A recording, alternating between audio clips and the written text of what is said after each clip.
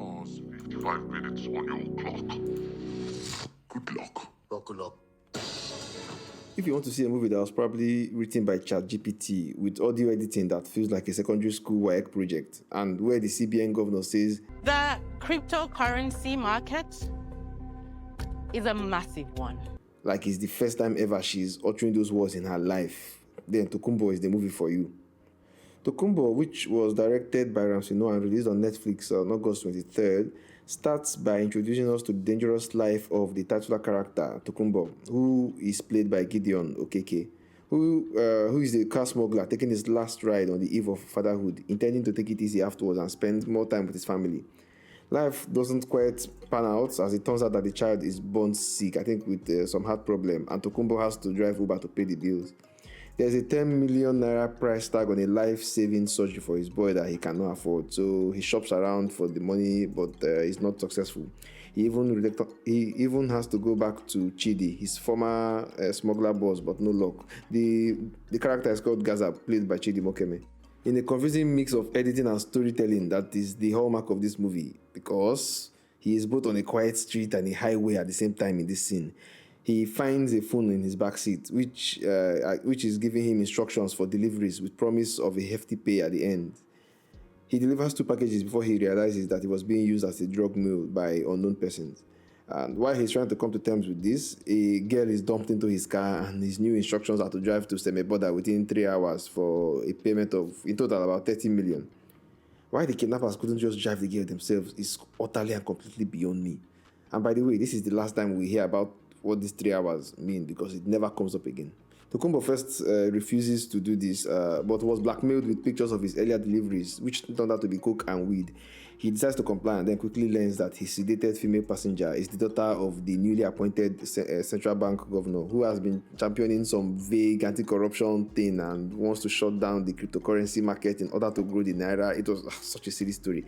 In a really embarrassingly amateurish scene, she announced her plans to the CBN executive. I use that term loosely because that's what they call them in the movie, but they all look like they were just all part of the film crew who were just asked to dress nice and sit down on office chairs. It was such a bad scene because I don't even think anybody there understood what they were talking about, just mumbling words together. Well, the kidnappers contact her and demand that she reschedule, not cancel, her press briefing announcing the sanction on the crypto companies, whatever the hell that means. For some reason I can't understand, she refuses to do this. Like, madam, it's postpone, no, not cancel. Now, why is this mysterious kidnapper intent on this announcement being cancelled? Well, we do not know. Ramsey Nouah decides that we are not important enough to be told. Again, this lack of depth highlights my problems within Nigerian movies, where they never actually go deep into anything complex or problematic. The movie could have been helped if the CBN governor even acted like she knows anything about finance by even using the appropriate words or something, but it's all just so dull and she does not even talk with the appropriate people. She should have been talking with like actual officials, not kids that in what looks like a supermarket boardroom. The kidnapper may have even been more interesting if we had more insight into his end goal, but we don't understand and we are never really told. So these 2 unexplained plot points just make the movie feel like a really expensive secondary school film project. The kidnappers then, for some reason, decide to kidnap Tokunbo's wife and very sick child from the hospital, even though he is already fully complying with their demands. I mean, they had been watching the wife and the kids in the hospital through some camera placed in the room. I don't know how that happened, but yeah. And also, I don't get why we hear the villain's voice as always distorted, even when the camera is focused on him and his mouth. Oh, I find your rigidity. It makes sense if he's talking through a phone and we are at the other end, but not when we are in the same room and in the same space with him, and even seeing his lips move. If they wanted to hide him from us, they could have just kept him away from us until he was ready to be revealed. Anyway, in no time at all, Tokunbo's phone is tracked because he sent a proof of life video to the governor's email as ordered by the kidnapper.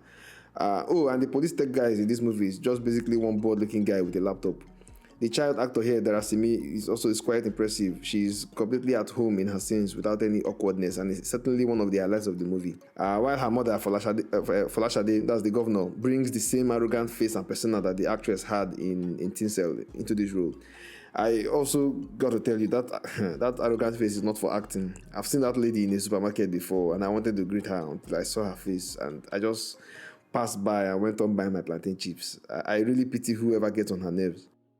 The police zero in on him when he crashes through a checkpoint to avoid being caught. At the same time, he receives a call from his wife, who has somehow managed to free himself from the sellotape that they used to tie her down. Like, this is like an actual movie that was shot with cameras and a script, and people said action. She even has a phone with her. Like, so she informs him that their son is dead, instead of calling the police to come and rescue her or something. And Tokunbo loses his mind and meanders off the bridge and straight into the water while the little girl that he kidnapped, well, he's basically a kidnapper now, is still in the car with him. Now, back with at the police headquarters or wherever that is, we discover in the most boring way ever that her PA has been a traitor all the while. Like, she was actually having a conversation and calling names in the police station toilet while a policewoman listened from the doorway. Like, at this point, I began wondering, was this movie written with the first version of ChatGPT? Hello guys, this is Editor Ekwe here. I just noticed something while editing this. Like, is that woman's name written with chalk on her uniform? Like, this is really a movie. Sometimes I feel like the actors involved think they are in a different movie because the reporter says, Adesoya crashed his car in the railings of the bridge. When he clearly drove it off a bridge. Like, what are you saying?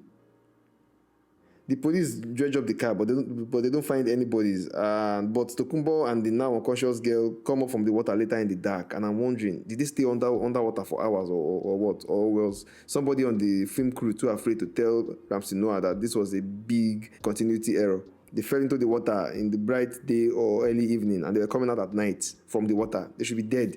The police eventually rescue Tokunbo's wife and catch the kidnappers that the governor's PA was talking to, who it turns out is Majid Michael, or in this movie, Raymond, a trusted associate of the governor who is currently on leave.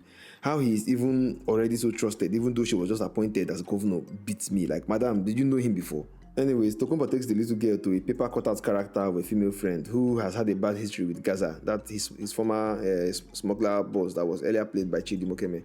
Why he does this, I'm not clear, but he's immediately caught and brought to Gaza, who complains bitterly of his failure to handle the simple task of transporting the kidnapped child. So yeah, it turns out that it was Gaza who set him up with Raymond, the kidnapper. He wants to behead Tokunbo, but accepts a challenge for hand-to-hand combat because this is a stupid movie. They have a fight scene which feels like quite literally dumb because the sound editing is so bad. Everything sounds like it was recorded in a nice quiet studio and then overlaid on the video, not like they are actually fighting in the rain. Even the chants of Gaza, Gaza by his boys sound so unrealistic and so annoying. The fight ends when Tokunbo's friend shoots Gaza with a gun that Gaza had dropped before. Like, I care about this woman so little that I don't even know her name. The police then arrive to arrest everybody. The movie is tied up at the end with Tokunbo becoming the personal bodyguard to Folashadi's daughter. Like, bodyguard to a CBN governor. We never even see the DSS or politicians in this movie that in a plot that so badly affects the central bank governor. She could have just been like a supermarket owner for all the sense that storyline made. And so that was how this story, which goes nowhere, ends nowhere. Okay. Let's do this. Let's talk about this thing as a movie and not like as a secondary school project. The movie is overwhelmed by its own soundtrack to the point of distraction. There's like always some action or suspenseful music playing even when nothing is happening. The dialogue and other audio elements like the ADR don't blend in with the background noise in a natural way, so there's no sense of space or volume in the sound. Like, I feel like whoever mixed the audio of this thing was not had hearing loss in one ear. Like, the person who mixed this sound doesn't have his or her two ears actually working. Gideon Okeke, who I have seen on stage, is a great actor. You can see him act his art out in every scene. So it's just sad that the story itself is a letdown. I would really like to commend the camera work though. Some of the movements were really striking, really impressive, and a particular transition at the beginning blew my mind. Chidi Mokeme does what only he can do, and aside Nobet Young, who looks like he's completely bored with this movie and with the role that he's in, and just wants to go home to his family or to his wife, the other actors really bring their A game to an infinitely dull script. So, on to the scoring. For cinematography, that's a great, 4/5 from me. I really like the camera work and the dodge angles and other stuff. I think it was really, really well done.